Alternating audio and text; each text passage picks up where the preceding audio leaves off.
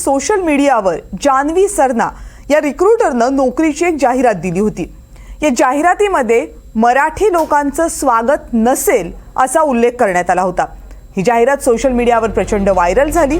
सगळ्यात महत्त्वाची बाब ही सुद्धा आहे की जाहिरात देणारी कंपनी ही मुंबईतल्या गिरगाव परिसरातली आहे। सोशल मीडियावर ही पोस्ट व्हायरल झाली आणि त्यानंतर जान्हवी सरनानं माफी मागितली।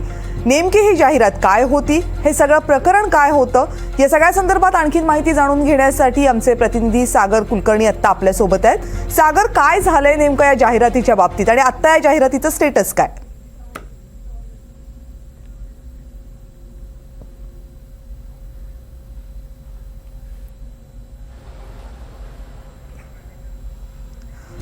सागरशी संपर्क साधण्याचा पुन्हा एकदा प्रयत्न करूयात, पण मुंबईमधल्या गिरगावमधली एक कंपनी आहे ज्या कंपनीनं नोकर भरतीसाठी एक जाहिरात दिली होती। जी जाहिरात काय होती ती आपण स्क्रीनवर पाहतोय।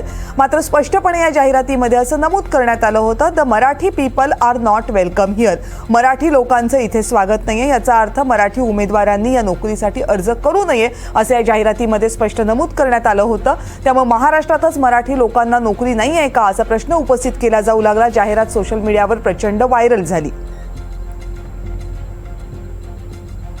पुन्हा एकदा सागरकडे जाऊयात। सागर, केला होता की Marathi person is not welcome, याचा अर्थ मराठी माणसांनी तिथे ॲप्लिकेशन करू नये अशा स्वरूपाचं ही भूमिका होती। अर्थात समाज माध्यमांमध्ये आणि आपल्या हाती देखील ही जाहिरात समोर आली आणि याच्यानंतरनं आता घडामोडी घडताना दिसून येत आहेत की मुळात कायम मुंबईमध्ये मराठी अमराठी हा वाद जो चर्चेचा असतो तो परत एकदा आलेला आहे। या जाहिरातीच्या निमित्तानं मुद्दा उपस्थित राहतो की कोणतीही खाजगी कंपनीमध्ये ज्यावेळेस जागा रिक्रुटमेंट असते त्यावेळेस तुम्हाला जागा भरत असताना स्पेसिफिक काय हवं आहे हे अपेक्षित आहे, पण कोण व्यक्ती नको आहे असं थेट उल्लेख करत त्यांना रिजेक्ट करणं म्हणजे मुळात तुमचे जे काही संवैधानिक अधिकार आहेत त्याच्यावरच गदा आणण्यासारखं आहे।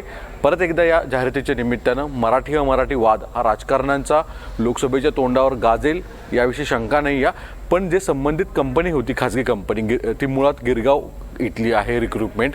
आणि गिरगाव आपणास माहीत आहे की एकेकाळी मराठी बहुल भाग होता, कालांतराने तिथे बहुभाषिक लोक आले आणि मराठी टक्का कमी होत गेला। या कंपनीच्या वतीने आता खुलासा देण्यात आलेला आहे की आमचं कोणतेही मराठी व्यक्ती किंवा मराठी माणसांना दुखवण्याचा प्रयत्न नव्हता।